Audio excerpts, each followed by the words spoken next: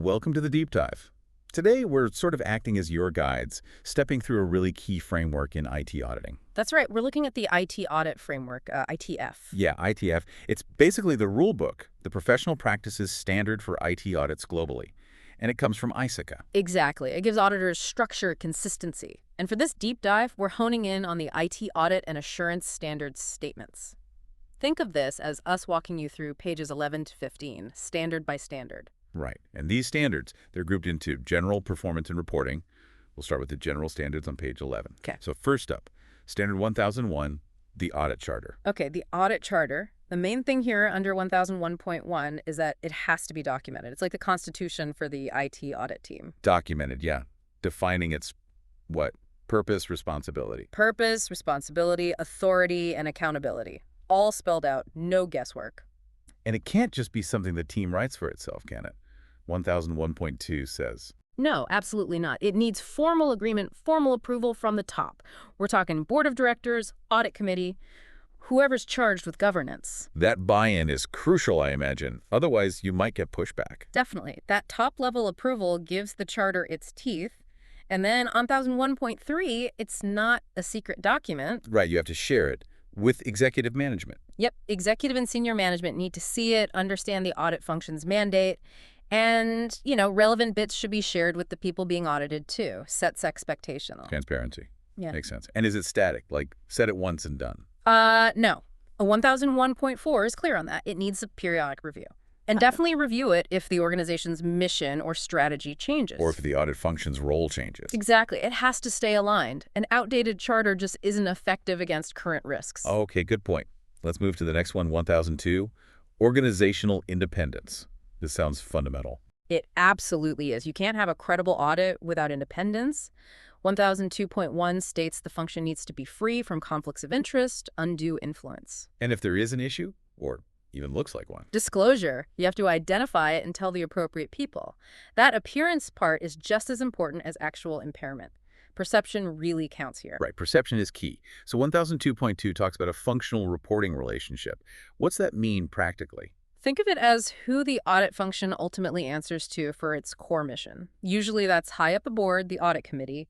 It protects them from management pressure on scope or findings. Okay, so that's the high-level reporting for integrity. Right. The 1002.3 mentions an administrative reporting relationship. Yeah, that's more about the day-to-day operations. Budget, staffing, logistics, making sure the function can actually do its job without operational roadblocks. Scope, fieldwork, reporting, all needs to be unhindered. So functional for independence, administrative for getting the work done. Got it. Next is 1003, auditor objectivity. How's that different from independence? Good question. Independence is more about the organizational setup, the structure. Objectivity, 1003.1, is about the individual auditor's mindset. Ah, so the person doing the work. Exactly. They need to be impartial, unbiased in all matters. Judgments based purely on evidence, not personal feelings or pressure. Just call it like you see it. Okay, makes sense. Now, 1004, reasonable expectation. This sounds like a prerequisite for even starting an audit. It kind of is. 1004.1 basically says auditors need to have a reasonable belief up front that they can actually complete the engagement according to standards, ITF laws, whatever applies. And that it will lead to a proper conclusion or opinion. Right. It's not about guaranteeing the outcome, but believing you can do the job properly. Like you wouldn't start if you knew you couldn't get the necessary access. Which ties into 1004.2, doesn't it? Well, reasonable expectation about the scope? Precisely. The scope needs to be sufficient to actually form a conclusion. If it's too limited or there are major restrictions, you need to address that. And 1004.3 adds management cooperation. Yep. You need a reasonable expectation that management will provide the info you need, in a timely way. Can't audit in a vacuum. No, definitely not. Okay, next is 1035. Do professional care. This sounds like basic professionalism. It is, and 1005.1 links it straight to ISACA's Code of Ethics. It's about diligence, care, high standards of conduct. And not doing anything sketchy, basically. Right. Don't discredit the profession. And crucially, maintain confidentiality. Don't use audit info for personal gain or share it improperly. It's about ethical conduct as much as technical skill. Got it. Responsibility with sensitive info. Okay, 1006. Proficiency. This must be about skills. Exactly. 1006.1 says the audit team collectively needs the right competence for the work. The team as a whole has to have the skills. And individually. 1006.2 says individuals need adequate knowledge for their specific role in the audit. You match the person to the complexity of the task. Makes sense. And it's not static, is it? Skills Yeah. need updating. For sure. 1006.3 emphasizes maintaining competence through ongoing education and training. CPEs, IT changes constantly. Auditors have to keep up. Constant learning. Okay, 1007. Assertions. What are assertions in this context? Okay, assertions are basically claims made about the thing you're auditing, like management asserting all critical patches are applied within 30 days. Okay. A statement of fact or supposed fact. Exactly. And 1007.1 says auditors need to review these assertions. Are they auditable? Can you actually test that claim? So testable, sufficient, valid, relevant. Those are the keywords. Yep. You need to check if the claim is clear enough, covers the right ground, is based in reality, and actually matters for the audit's goals before you start trying to verify it. Makes sense. Check the claim before you test it. Finally, for general standards, 1008. Criteria, the benchmarks. That's it. 1008.1 says you have to select criteria, the standards you'll use to evaluate the subject matter, those assertions we just talked about. And these criteria have to be good criteria, right? Not just anything. Absolutely. They need to be objective, complete, relevant, reliable, measurable, understandable, all those good things. Widely recognized or authoritative helps too. And people reading the report need to understand them or be able to find them. So solid, agreed upon benchmarks. Okay, that covers the general standards on page 11. Let's flip over to page 12, performance standards. These are more about the how-to, Yeah, right? exactly. How you actually conduct the audit. First one, 12.1. Risk assessment and planning. Huge. 1201.1 talks about using risk assessment for the overall IT audit plan, like deciding what to audit. Yes. Using a solid risk approach, data-driven, looking at qualitative stuff too, to figure out where the big risks are and focus your resources there. Prioritization, essentially. And then 1201.2 brings it down to the individual audit level. Right. When you're planning one specific audit, you identify and assess the risks relevant just to that area, tailoring the approach. Okay, risk assessment at both levels. Next, 1202, audit scheduling. This one, 1202.1, is about having a schedule based on that risk assessment, but it's not set in stone. Needs review, at least annually. At least annually, yeah. And you reevaluate based on changing risks and organizational needs. It's a dynamic plan. Flexible. Okay, now 1203, engagement planning. This sounds like the nitty-gritty for each audit. It really is. 1203.1 lists a whole bunch of things you need to plan out for each engagement. Like what?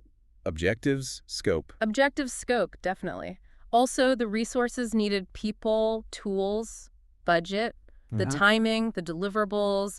What are you actually going to produce? Compliance requirements too, I see. And using a risk-based approach if it's not just compliance. Yep.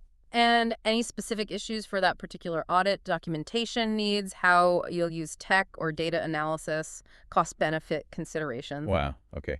And communication, escalation. It's pretty comprehensive planning. It has to be. But it also notes you might need to modify procedures as you go during field work. Things change. And 1203.2 mentions an audit program, a detailed plan. Exactly. That's the step-by-step procedures, the detailed instructions for the audit team. Plan the work, then work the plan. But be ready to adapt. Okay, 1204, performance and supervision, actually doing the work. Right. 1204.1 says, do the work according to the plan, cover the risks, stick to the schedule. Pretty straightforward. But 1204.2 adds supervision. That seems important. Very. Especially with mixed experience levels, supervision ensures objectives are met and everyone's following professional standards. Quality control, really. And 1204.3, only take on tasks you're skilled for. Or get help. Yeah, competence again. Don't bite off more than you can chew unless you can get the skills or have supervision. Ensures quality work. Makes sense. Yeah. Then 1204.4, getting evidence. The core of it all. The absolute core. Obtain sufficient and appropriate evidence. Enough evidence and the right kind of evidence to support your finding. And document everything, per 1204.5. If it's not documented, it didn't happen, right? Documentation is proof of work, basis for conclusions, and essential for review. Right, which leads nicely into 1205, evidence. Expanding on that point. It does. 1205.1 just hammers home. Get sufficient, appropriate evidence for a reasonable basis for findings. Quality and quantity matter. And it lists types. Physical, documentary. Physical, documentary, testimonial, like from interviews and analytical, from looking at data patterns, different ways to build your case. Okay, multiple angles. Now, 1206, using the work of other experts. No. Auditors don't know everything, huh? Ha. No, it's often necessary or just smart to bring in specialists per 1206.1. But you can't just blindly trust them. 1206.2 says assess their qualifications. You absolutely have to check their competence, experience, independence, resources, quality control. Do your due diligence on the expert first. Okay, and then 1206.3, review their work. Yes. Assess it, review it, evaluate it, understand what they did, and document how much you're relying on it. And decide if it's adequate for your audit objectives, according to 1206.4. Precisely. Is their work sufficient and complete for your needs? Document that conclusion. And 1206.5, decide how to use it in the report. Incorporate it or just refer to it. Right. How does it fit into your final product? It's a structured process for leveraging expertise responsibly. Got it. Last one in this section. 1207, irregularities and illegal acts. Okay. 1207.1. This says auditors should consider the potential for this stuff during the audit.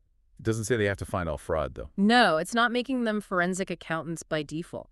But they need to have professional skepticism, be alert, consider the possibility as part of their risk assessment and procedures, look out for red flags.